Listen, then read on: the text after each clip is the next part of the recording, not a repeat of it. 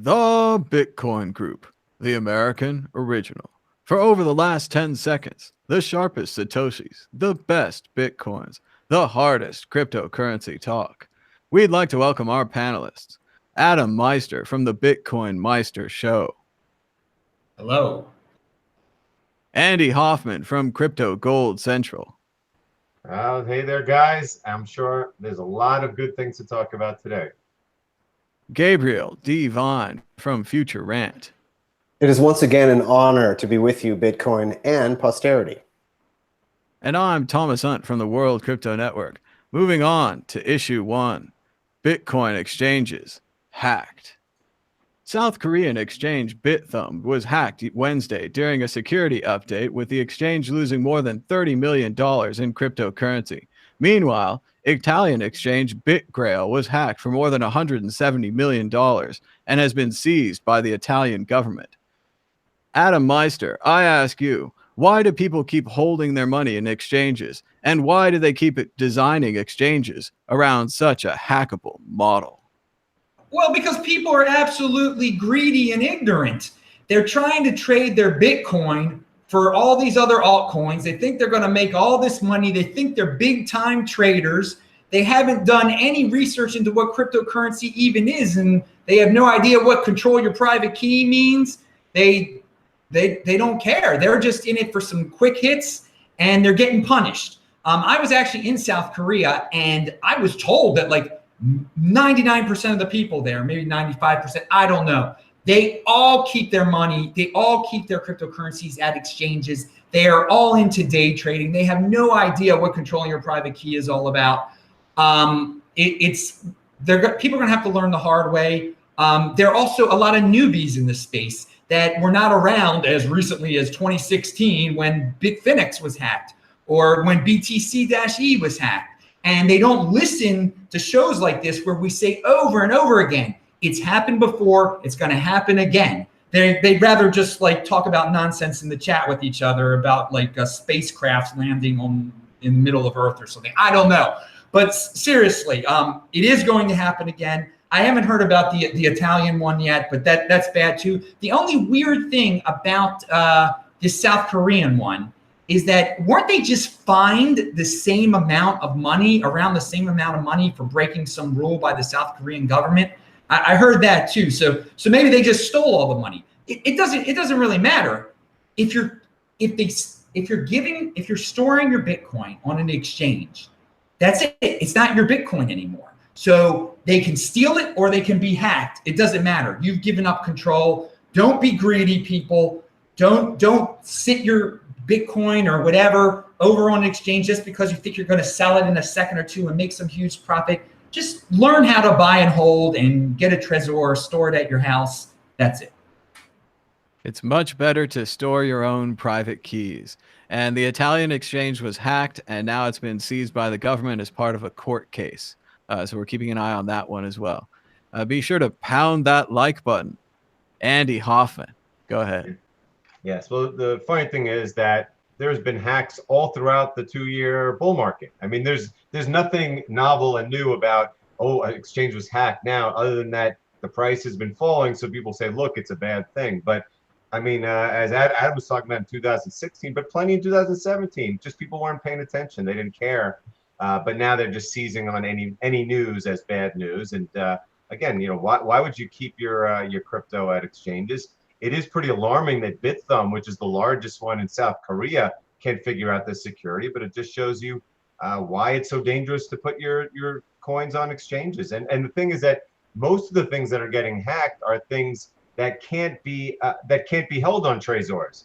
I really don't think that most of these have anything to do with Bitcoin. I think they're altcoins in which you cannot put it on a Trezor. So you're doubling your risk by A, investing in these second-tier cryptocurrencies or third-tier, and B, that there's no choice but to leave them on these exchanges. And clearly, even the biggest exchanges like Bithumb are no safer than the small ones. And the thing is, I saw your exit question. When's the next one going to be hacked? There's like hundreds and hundreds of exchanges. They'll continue to be hacked until people realize that they're stupid to keep their crypto on them. And it's worth noting that there's no reason for people not to know the history on this. You can go back and read about old Bitcoin exchanges. We made videos during that time. You can go back and watch the videos, and you can learn how many exchanges have died, how many altcoins have died. This has all happened before. That's why people get upset and they call us maximalists or whatever. We've seen it before. We've seen your altcoin die 1,000 times. We're bored with it. That's why we're into Bitcoin. But you can make your own choice and just give it some time. Give it some time. Gabriel D. Vine. Yeah, I didn't hear about that spacecraft, Adam. I'd really like to know some more about that. That's much more interesting than this hack situation. Yeah, I mean, like you guys said, we've seen a lot of hacks. They're not a reflection on Bitcoin or even altcoins, technically speaking, in the sense, well, indirectly, let's say. This is a relatively new sector. The infrastructure and ecosystem is still being built out, and therefore security is especially difficult. Not only are there very few tools out there for these companies to leverage in order to protect the many assets under their purview, there's also a lack of expertise. So even if there were the tools, it would still be very, very challenging to impossible to hire the required personnel in order to secure these assets. Not only is their expertise rare and in demand, but also trustworthiness, right? So you could have the best CSO in the world, but if he's a crook, he'll rip you off. So you have to have people that know what they're doing and are extremely trustworthy. These are absolute honeypots in the sense, well, I guess a honeypot is when you're trying to catch somebody. These are centralized, gold mines. These are like pots at the end of the rainbow, and there's a big fat rainbow just arching over that horizon, and it's going right to that one hill, and everybody can see it.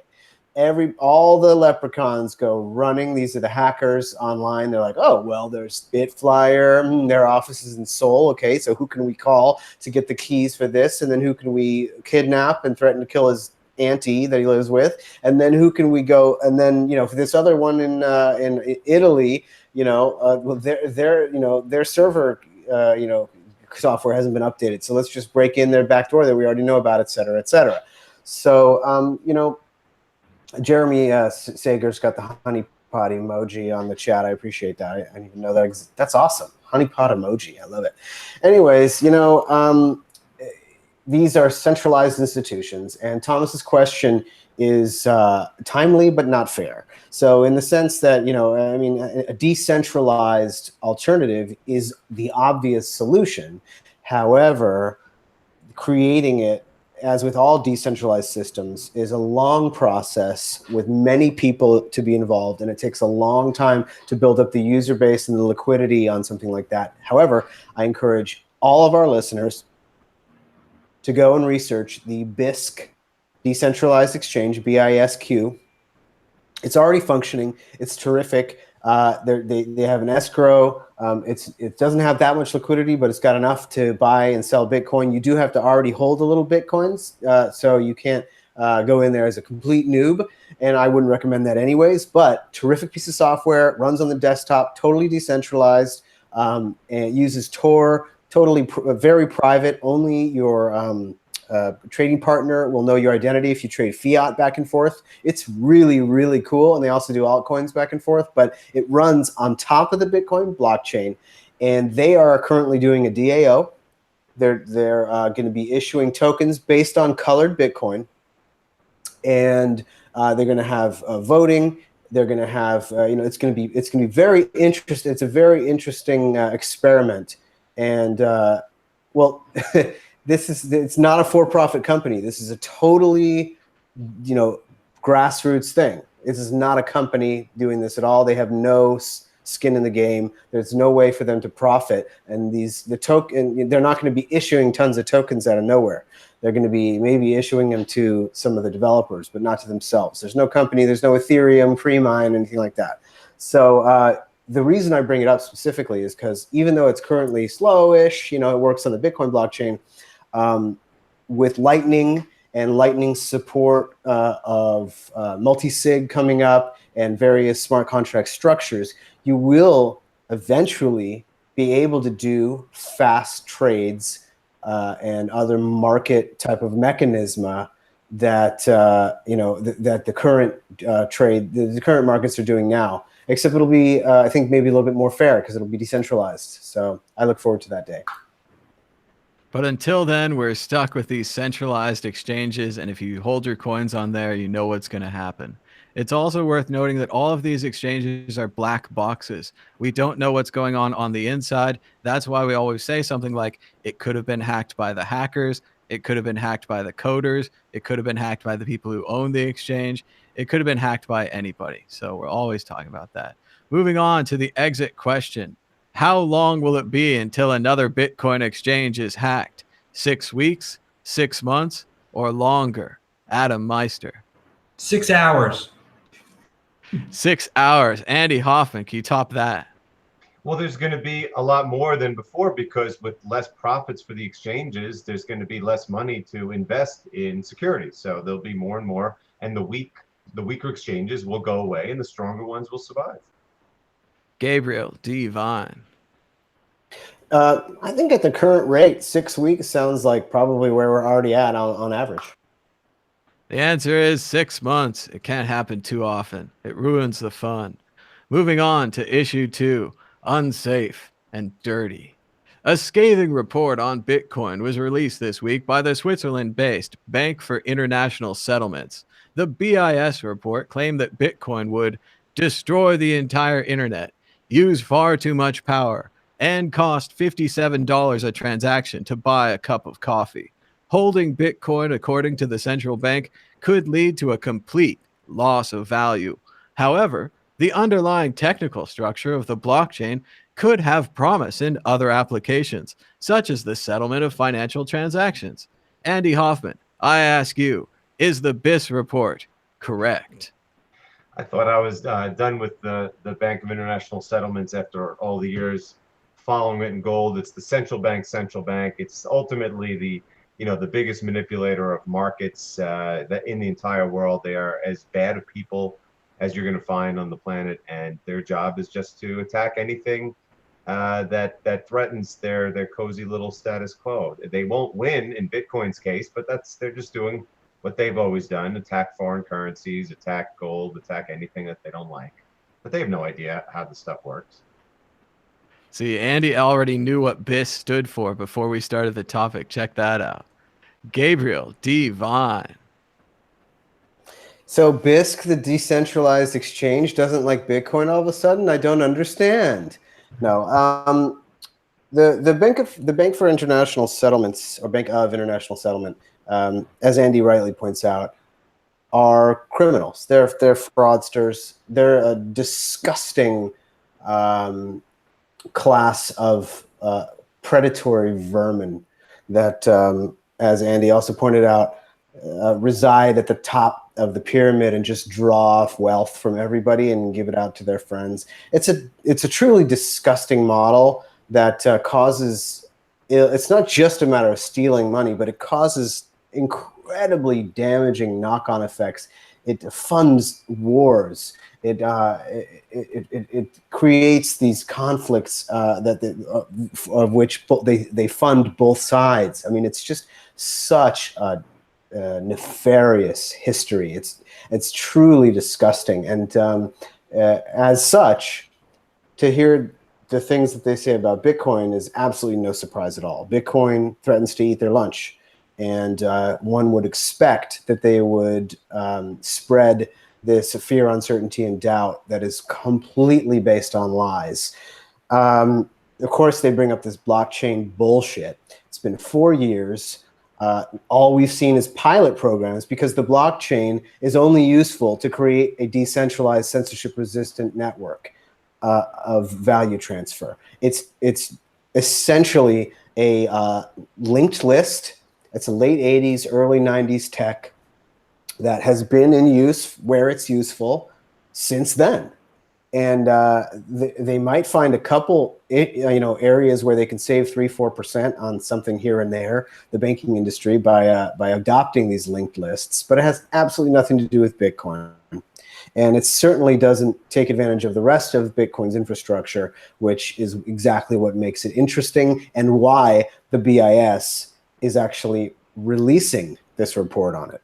Now, regarding the internet traffic, no way. Fucking Netflix will always be way more of a strain on internet traffic than Bitcoin ever would be, first of all. Second of all, the power usage, give me a break. I bet you the offices of the BIS and their staff probably use, as much as Bitcoin. It's totally ridiculous. The banking industry in the world, all their clients, essentially, these central banks are, consortia of banks, and the BIS is the central office of all the different central banks.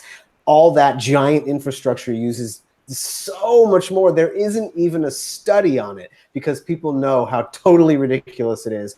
All those literally millions of employees going back and forth to this place and providing services that Bitcoin will do better. It's completely specious. And lastly, this idea of $57 transactions for coffee. The Lightning Network is already live on mainnet with about $200,000 worth of Bitcoin. It's obviously still early days, and it is going to be a little while before that's totally functional. But you'll be able to trade for way cheaper than anything that you see in credit cards now, certainly, and it's going to be a massive, massive change for merchants that have a very small bottom line, and the 2 and 3% fees that they pay on transactions are crushing for them.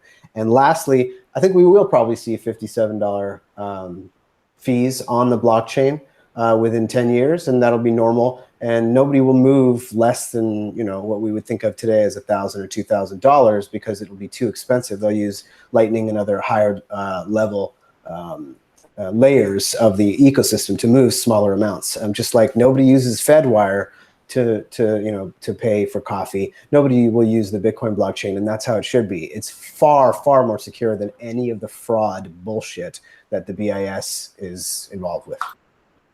Well, I agree, Gabriel. The only thing we can do to protect the internet is to ban Netflix. We must ban Netflix immediately.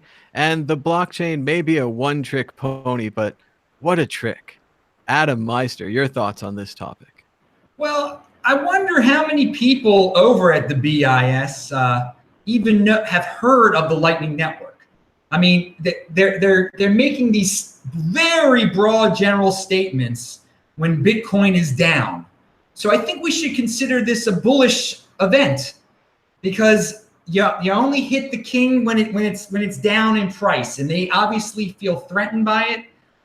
If they've gone to these lengths to make such a statement, such a wild statement about breaking the internet. I mean, this is the FUD of conspiracy theorists that talk about Martians landing in, because the Martians landed the other day, Gabriel. No, the Martians landing is way more likely than Bitcoin coffee transactions costing a lot. Yeah, you're right. Actually, it is more likely for extraterrestrials to visit this planet than the Bitcoin breaking the internet. I mean, this is. We shouldn't worry too much about it because unfortunately there are all these fudsters out there that love to jump on things like this and amplify it, but it too will pass. We've all been in this game for a long time. We've heard all sorts of entities come out and say similar things. It doesn't end the world. It doesn't kill Bitcoin. Bitcoin's died 200 times. I guess this is another death or something like that. I'm not going to put these guys on any pedestal or anything. But it'll be forgotten in a few weeks until some other agency says something just as crazy. I can only predict what will be next from breaking to the internet. What's going to be the next move? So otherwise, they're maybe they're also some of the Swiss guys over there. Maybe they're threatened by Bitcoin because Bitcoin is a Swiss bank account in your pocket. Maybe some of the dudes over there, they're Swiss-based, feel threatened. I don't know. That could be an issue. A Swiss bank in your pocket. Yes, Swiss bank account. Yes, exactly. The entire bank. Moving on to the exit question. Banks are just waiting until the low points in the Bitcoin charts to release their best FUD, or it's all a coincidence. Andy Hoffman, are the banks directly fighting Bitcoin? They are definitely doing so indirectly, but again, they have to, like you said, they have to pick their battles, pick the timing. Because I mean, like when J.P. Morgan when Jamie Dimon said it that it's tulip mania, he picked it during a bull market and he looked stupid. So now it's much easier to pile on now. But the fact is, these banks, for the most part, have no idea what Bitcoin is. They know that it's a threat to them, and they attack it, like most people attack ignorantly something that threatens them. And I don't worry about anything the Bank of International Settlement says. Like I said, I didn't participate much in this because I'm just so tired of talking about them from my 15 years in gold. It's like they're bad people that have an interest in the fiat currency surviving, and their ignorance comes out in spades now, and people are latching onto it, the mainstream. Gabriel D. Vine. Only a coward kicks somebody smaller than them while they're down. That's just low. No surprise coming from these bastards. You wouldn't hit a guy with glasses, would you? Adam Meister. I don't think all the banks are threatened, but I do think ones that sort of understand Bitcoin and don't want to evolve, that they do use timing as they think about the timing of their press releases. So I think we will, if Bitcoin's price stays down, we'll see more of these mainstream entities sending out FUD press releases, but just ignore them. That reminds me. Do you know the secret to comedy? Timing. No. Timing. Moving on to the next issue.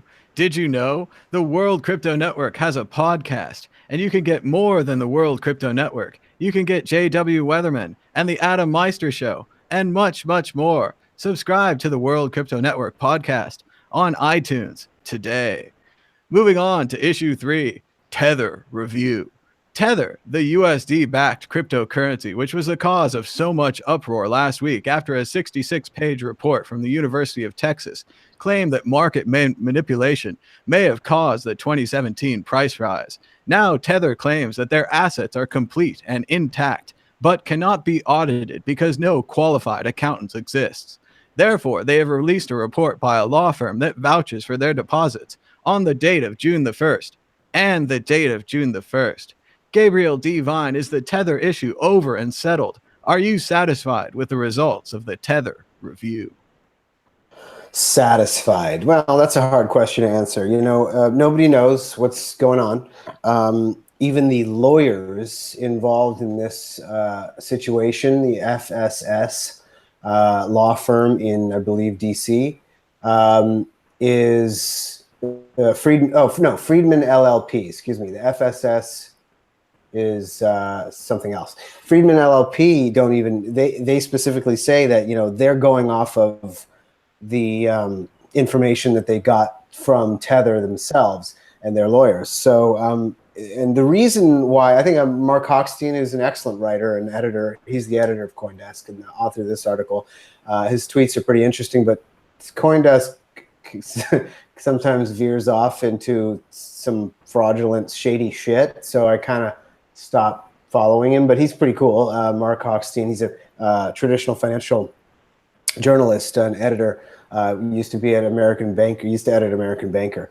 So this is the Friedman LLP specifically said we're not auditors. And the reason they said that is because if you say, hi, I'm the auditor, that means that you are legally on the hook for anything you say. And you have to, if somebody challenges you, you got to prove in court that you did due diligence to get that information. So it's understandable that they wouldn't say that. And it's also understandable that Tether can't find a damn auditor because it's such a risky thing to do and super expensive. Thomas and I, before the show, were actually speaking about Tether's business model, Tether's profit model. And we determined that the main function of Tether is to provide Bitfinex and, these other the ecosystem with some fiat liquidity that isn't subject to the laws of of moving fiat around, so they can move it around real quick.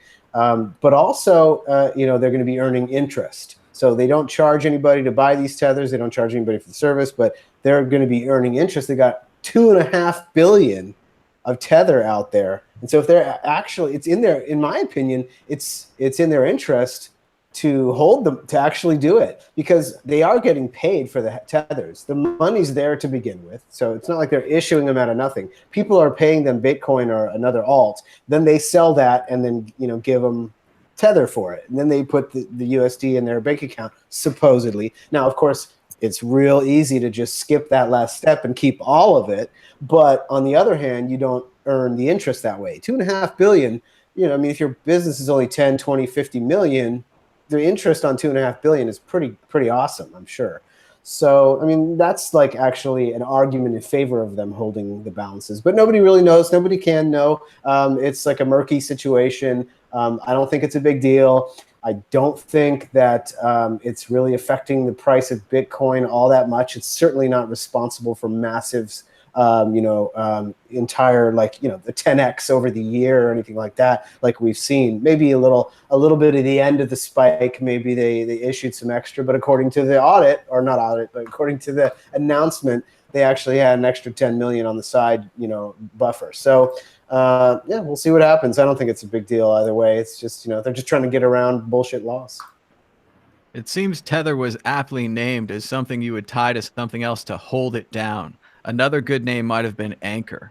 Adam Meister. It's this stablecoin thing, which I don't think has a future, because the whole fiat thing, where it's this giant. Bitcoin will be so stable that Bitcoin's volatility is a function of the market size. It's the same market size, or market cap, you might say, as a large cap stock, and has the same approximate volatility as a large cap stock. Totally a function of the market size, because there's that much liquidity out there, so people can push around the price that much. Once it gets bigger, it'll be less volatile, and nobody will be talking about stablecoins. Stablecoins is a useless, stupid dream. I think the stable coin they used was that old Easter Island coin, that big round giant one with the hole in the middle. Very difficult to carry around. Very difficult stable coin. Yep, sounds. Adam Meister. Yeah, yes. Bringing up stable coins that's like the altcoin flavor of the month of the future. It's a catchphrase that a lot of people have been spouting out lately, just like blockchain. And I agree with Gabriel on his view of what a stable coin is. Don't mess with it. Don't worry about it. And again, this is about personal responsibility here, people. There are third parties making accusations about third parties who've confirmed things about third parties. This Tether story has kind of jumped the shark here for me. The price is no longer $20,000 for Bitcoin. If it boosted it, I don't know. It doesn't matter. If you're playing around with Tether, that means like trading and you're on these exchanges. If Tether all of a sudden crashes and it is proven to be a fraud, well, it was your fault for keeping all your money in Tether because you didn't want to stay in Bitcoin because it wasn't stable enough for you. For me, it great. The pseudo auditors said it's cool. That's cool with me. I'm not a trader. I advise people not to play around with Tether whatsoever. Just hold your Bitcoin and pound that like button, everyone. And if you can't trust a lawyer, who can you trust? Andy Hoffman. Right. Well, 1 week ago on the show, we talked about the Tether report from the anonymous crypto medication. Again, this is an anonymous guy writing about all these, doing some journalism, but you don't know what his angle is, and you don't know how much of it is true. And my answer was that I never really paid much attention to Tether because I don't think it matters to Bitcoin. But when I read that report, I said, wow, that is ugly. I'm sure some of it is true. There's no doubt that Bitfinex is as big of a scam as anything out there. And I'm not even saying the people that they tried to implicate. They tried to implicate Roger Ver and Eric Voorhees. It doesn't even sound like they really have anything to do with it. It really sounds more like the whole Bitfinex thing is very scammy. And Tether is very scammy. And even this so-called audit isn't a real audit. And as we talked about, it's a black box. No one has any idea what really goes on there. But that said, they did have a prominent law firm come out and say, yes, they have the money that they say they have, which is fine with me. I don't believe for a second that Tether made the price go up or that Tether has made the price go down. But what I do believe is that A, it's not really as big of a story as people like to make it out to be, and B, like what Gabriel says, it's the whole concept of the stable coin thing is just, it's so bastardizing, taking dollars and turning them into something far worse and riskier. And I can't imagine why anyone would want to hold them or why anyone thinks there's some big future in holding them in this. At some point, by the way, the tax authorities are going to come in and say, what are you kidding me? You think you're going to avoid taxes by putting it in this instead of dollars? Like, I think the whole stablecoin thing is going to go away in time. And I think the whole Tether thing is going to go away in time. Because it really has nothing to do with Bitcoin. But what it does have to do in the near term is altcoins. And it's going to cause a dramatic reduction in liquidity if people don't believe that Tether is above board, which it may or may not be. And again, for people who are just hodling Bitcoin on Trezors, none of this stuff matters. And if people want to, take the prices of the whole sector down on fears of this, well, it's just people, strong hands will accumulate because it's really non-news for Bitcoin to me. For the exit question, we need a percentage-based answer. Is the Tether story over, or is it just getting started? Gabriel D. Vine.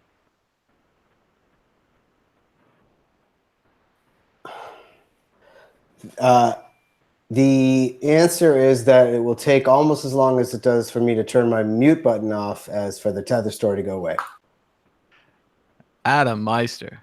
It's not over yet because the fudsters are just going to keep on jumping on it. They really love to push this story on social media.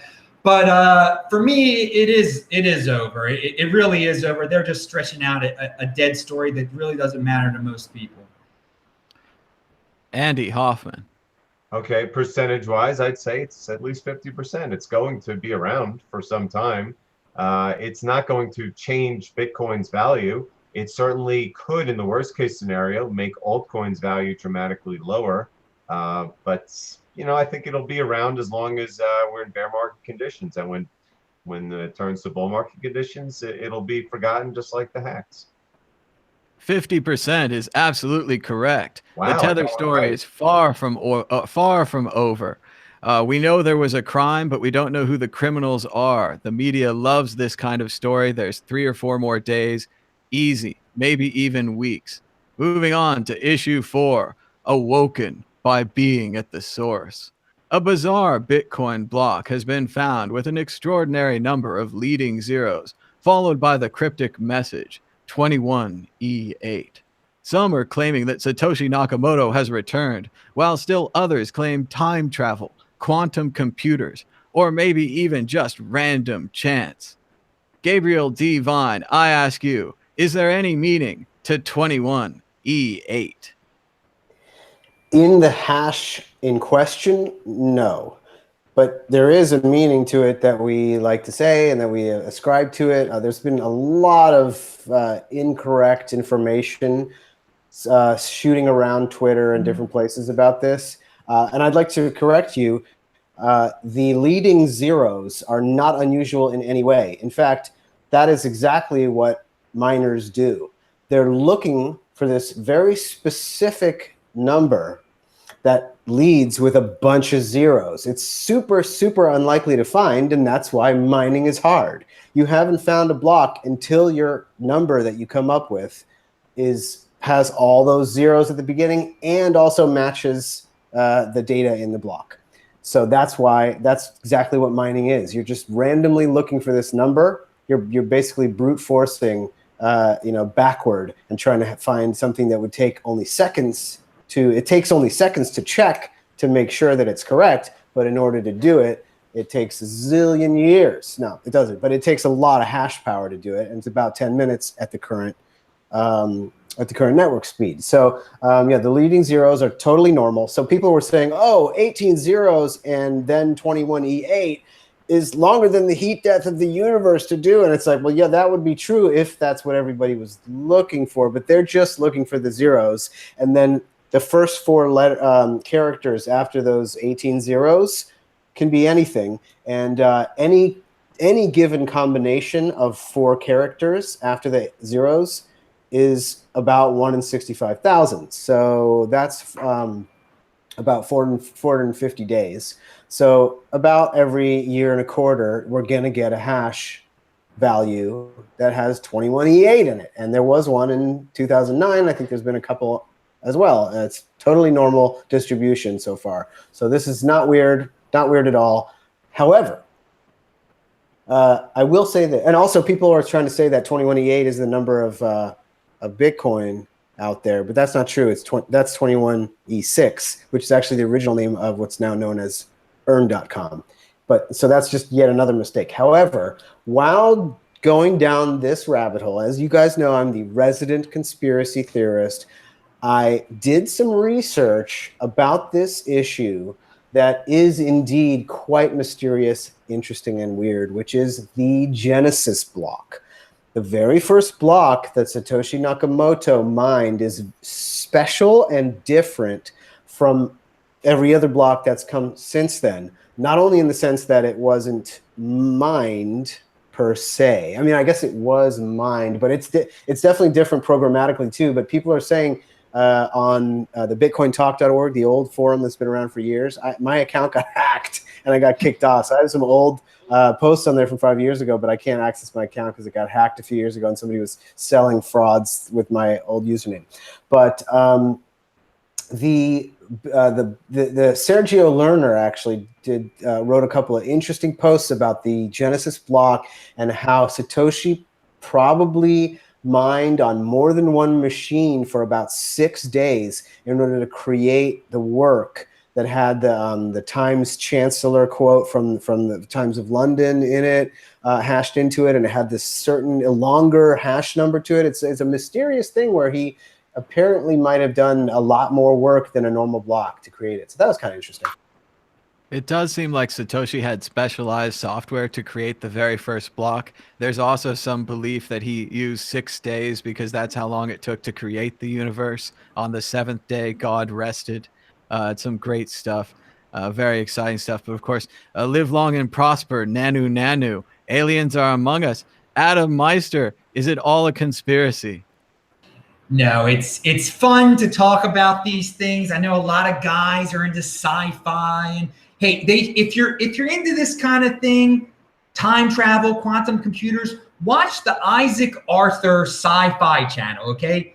Keep it off the Bitcoin for now, dudes, because what happens is when people start obsessing over this stuff, okay, it brings them to this world of FUD, where quantum computing is going to destroy Bitcoin. This is how this nice little innocent story becomes a quantum computing story, or Satoshi is alive story, okay? Satoshi's gonna come back. If Satoshi Nakamoto all of a sudden showed up and moved this Bitcoin, that would be a tremendous thing. This is not that. If quantum computing was real right now, that would be a tremendous thing, but this is not that. But all the FUDsters out there are gonna jump on this story and twist it in those directions to try to scare you holders out of your Bitcoin, okay? There is no quantum computing. Satoshi is probably dead. And if you like sci-fi, and watch Isaac Arthur's sci-fi channel. It's entertaining for the guys that like that. And again, if you want to spend time on this type of thing, you're better spent like teaching people about Bitcoin instead of wondering about what numbers mean in a random hash. Andy Hoffman, could this block be extraterrestrial in origin, created beyond the sky? I just think it's hilarious that in such a short period of time in my career that I am being asked this question as if I'm an expert on this. And yet all I have is I read the article and I saw the comments on it. Look, you asked me last week, are we going to see Satoshi again? The answer is no, we're not going to see Satoshi again.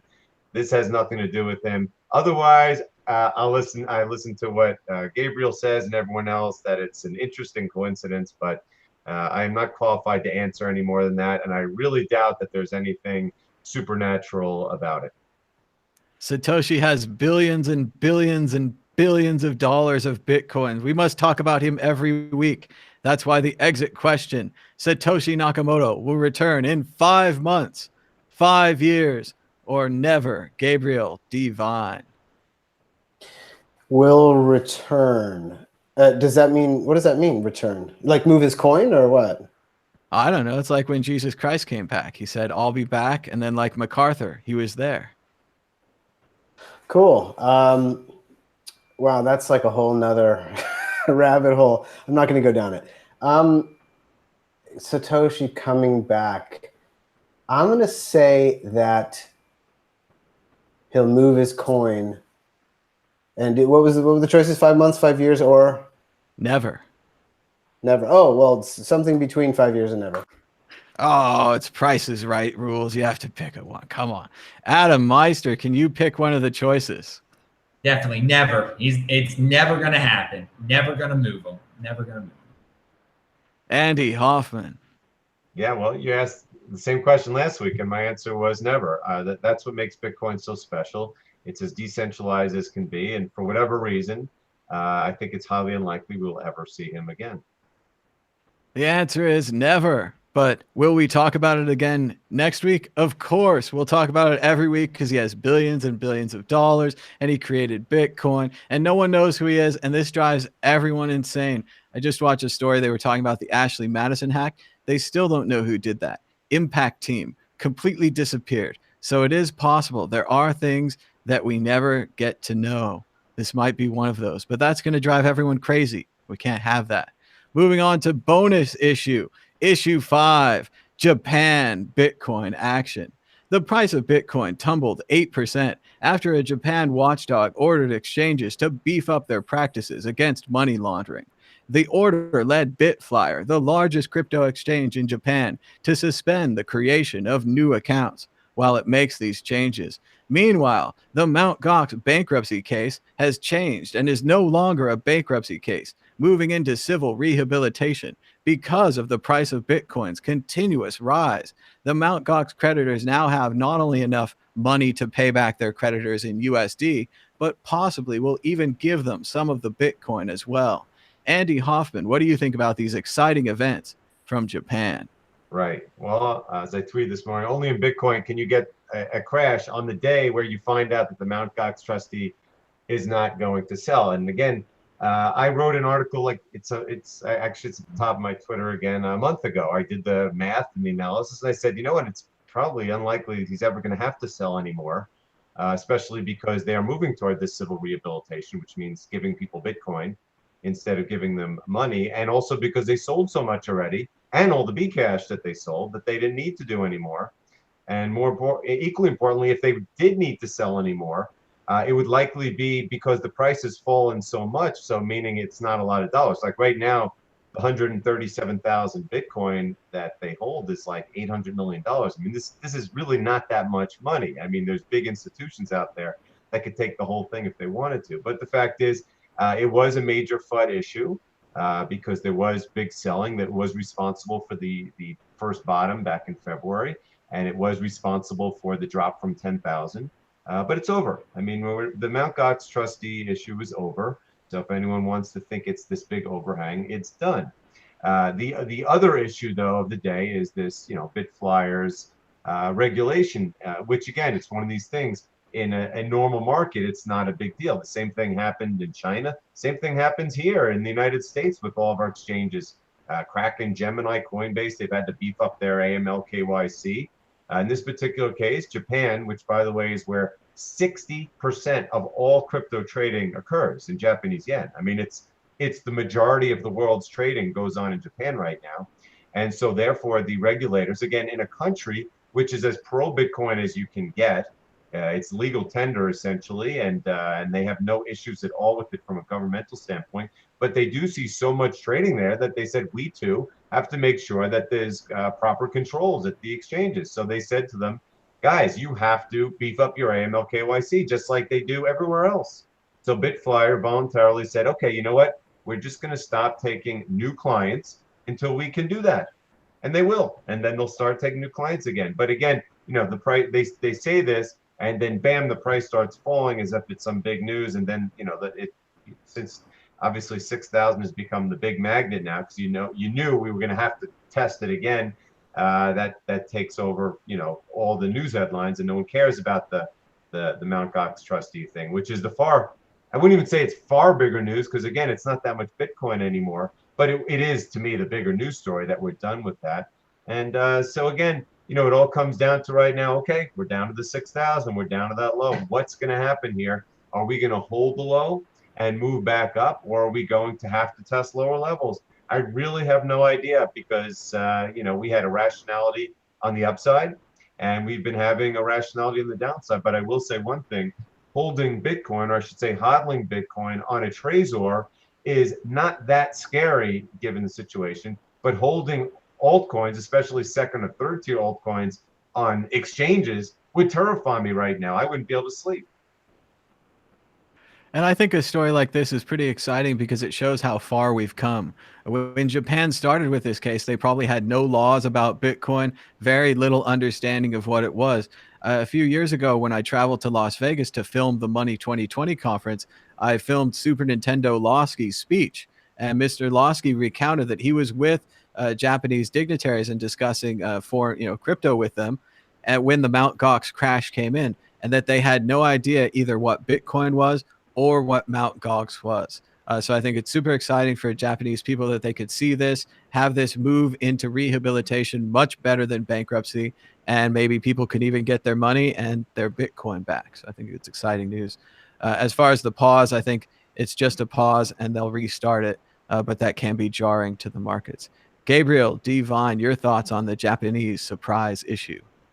I think Andy's comments were really on the button, except for one thing. I really liked his comments, actually, and I have very little to say after that. But one thing I will take issue with is this idea of Japan holding 60% of the exchange volume in the world. I think that is a very misleading statistic that should not be taken at face value, and in fact is essentially invalid because Japan is one of the few jurisdictions that has no fee trading on its exchanges as the norm. So because there's no barrier, to setting up many trades and not having to pay for trades individually, unlike most of the exchanges in the West, I don't think that's actually a valid value. Gabriel, I did not realize that. Well, now I take, yes, I'm going to withdraw that part of my testimony because again, China had 90% of the volume until we realized it was all wash trading, and as soon as they got rid of that, it went away. I did not realize Japan had that. Okay. Yeah, Japan's also wash trading, but you're absolutely, everything else you said about Japan is absolutely right, and Thomas too, where they were completely ignorant and way behind the curve, and then there's like a mania and a craze, and they're really open to it, and the regulators are pretty hands off, which is very cool. And like you said, essentially legal tender. Like you can use Bitcoin as money for a lot of stuff in Japan, which is super cool. This brings up just one issue I want to address that I was going to talk about earlier regarding the Korean hacks as well, and Italian, something, Adam was talking about all these people that are keeping their money on the exchanges and friends in Korea that nobody knows anything about private keys there and stuff. And I'd like to just point out that the language barrier is part of that. I don't know how big of a part, it's hard to measure, but there's definitely a dearth of good information in other languages besides English. And that's one of the reasons why Andreas Antonopoulos is so active in the community to try to get people to translate his books, because that's what he's got control over. But he's very into getting translations done so that this information can get out to the world, because it's really difficult. There's a reason why India and European countries were earlier than some other countries in the world. So that's a really important thing that everybody out there that knows what they're talking about, everybody listening today, that their first language is something other than English in your country, and where the knowledge is very sparse. Get out there, get on your country's most popular video platforms, on whatever social media in your country, and start talking about it. Get the message out and on these networks.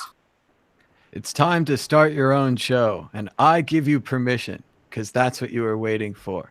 And of course, Gabriel, everyone knows that wash trading is the only way to keep your money clean. So they have no choice but to wash trade it. Adam Meister, your thoughts on the Japanese issue?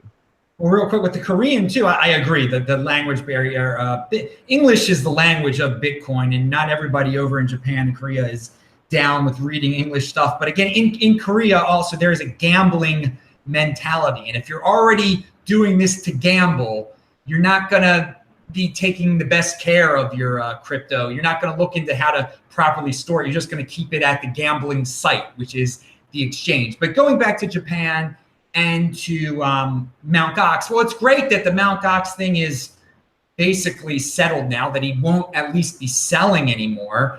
And I mean, there have been people out there, you know, Bitcoin is so weak that one entity can bring it down. Well, they're not going to be able to say that anymore because it's over.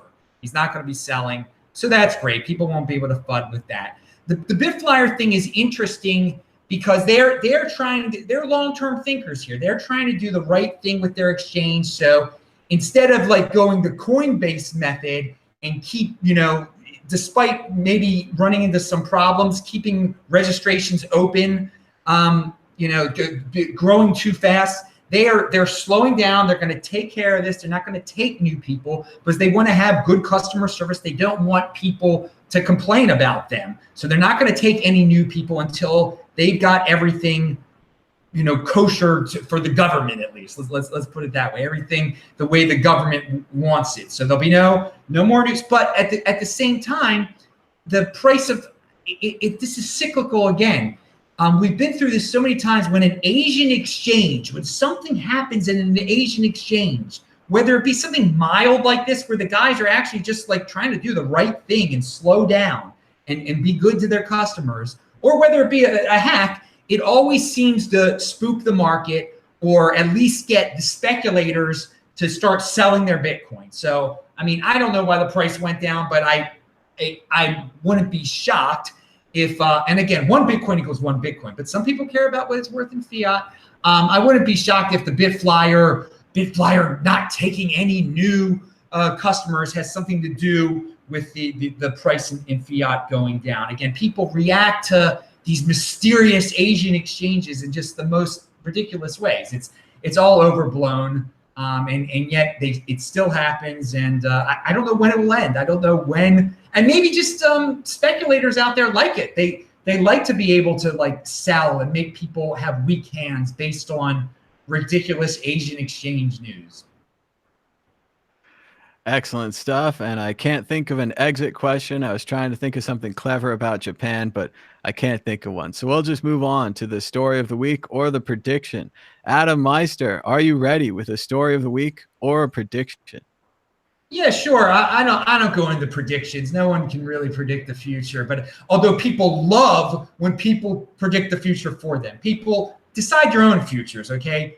Personal responsibility is new counterculture. Anyway, I took my personal responsibility butt all the way here to San Juan, Puerto Rico. I'm trying to see, you know, where are all these Bitcoin billionaires that are supposedly here and Bitcoin millionaires. Haven't seen a Bitcoin thing here yet. I've been here about 48 hours. I am going to meet with a loyal watcher of our show, of this show that I'm on now, and my show, Chris. We're going to hang out tomorrow. Hopefully, I'll get in touch with some of the Puerto Rican Bitcoin people here. There's a lot of potential here in San Juan. I don't see that much. They seem to have recovered pretty well. It seems a little empty out there on the streets, but hey, I wasn't here beforehand, so I don't know how empty it was. But so I'll be here until the 28th. And then I just wanted to give a shout out. I'm going to have my show This Week in Bitcoin comes on at 8 p.m. today. Tune in. And of course, watch last week's show because Thomas was on last week's show. And that was a blast. And of course, Vortex, you know, watch his show here on Sunday. Vortex and I and a bunch of other guys are going to be in Calgary on the 9th and the 10th for the BitcoinRodeo.com. So check that out. Very cool stuff, all happening. Be sure to subscribe to Adam's channel too, the Bitcoin Meister channel. Andy Hoffman, your story of the week or prediction. Okay, well, look, all bubbles are followed by bear markets. That's a fact in history. So I think there's, as much as people would have liked to believe, even at $20,000, everyone knew something was coming. You just don't know how it's going to play out, especially because you have the Bitcoin story, which is stronger fundamentally than it's ever been, and the altcoin story, which is far weaker fundamentally than it was at the top. So again, we're here again. The first drop was caused by, the first drop to 6,000 was caused by the Mt. Gox trustee selling 8,000 coins pretty much in one day and pushing the price down below 6,000 where the institutions swooped in. This time around, we're hitting 6,000 on the day that we learned that the Mt. Gox trustee is not selling anymore. And again, I look around me and I say, yeah, I mean, yes, we have to have the bear market response to the bubble, and we've had it, but I look around me and I see crickets as far as bad news, Bitflyer, all this stuff. Tether, this doesn't bother me. The things last year when the price was going up were things that bothered me. I was worried about hard forks, and I was worried about the Chinese governments, and I don't really worry about these things now. Right now, we just have to sit and wait and see how the market plays this out at 6,000. That's all. Gabriel D. Vine. There's a Bitcoin rodeo? That's cool. Is there like a bowl? I'm not sure they actually ride any horses. It's during the cavalry stampede, so it makes sense. Okay, sense. Yeah, cool. That's awesome. Yeah. My story of the week is about an author who has whose books have stood the test of time, what he calls the Lindy effect. This is a guy by the name of Nassim Nicholas Taleb. He's a Lebanese American, and he's an old school trader who eventually learned probability mathematics and loves to shut down his critics on Twitter and rip apart their arguments with sophisticated mathematics, and just yay, that's what I call timing. So I'm reading Skin in the Game, which is Taleb's latest work in his long series of nonfiction books called Incerto, or Incerto, you might say. And it is just totally amazing and totally relevant for Bitcoin. Taleb has said before that Bitcoin is an important innovation, and that money needs to be gotten out of the hands of government for that reason alone. But the Taleb sort of what do I want to say, philosophical approach is extremely relevant for so many parts of the Bitcoin ecosystem. I highly recommend everyone. He's famous for his book, The Black Swan, in which he correctly predicted that there was a systemic risk in the financial system that came true a year later, and several books since then. So Skin in the Game, amazing, very erudite fellow, but yet very readable. Highly recommend books by Taleb. Excellent stuff, Gabriel. And we just want to show the QR code. If you'd like, you could donate to the show using the Bitcoin address on your screen right now. I've actually gotten a few donations this week. I've been doing a lot of Bitcoin talk show almost every day here on the World Crypto Network. You can call us live on Skype at World Crypto Network, and we'll talk about Bitcoin. That's what we do. Had a great time this week with the Bitcoin Las Vegas meetup. We had people show up this time, huge improvement. It's getting better, but you just do it every week. Just if you want to start a meetup, or if you want to start a show, or if you want to start anything, do it on a schedule. Do it every week. Do it every day. Repetition, practice makes perfect, right? And you can join us at bitcoinlasvegas.org if you're in the Las Vegas area. Be sure to subscribe down below, set the bell for notifications. And like Adam said, check out his show later today, and check out Vortex's show on Sunday at noon. Until next time. Bye. Bye.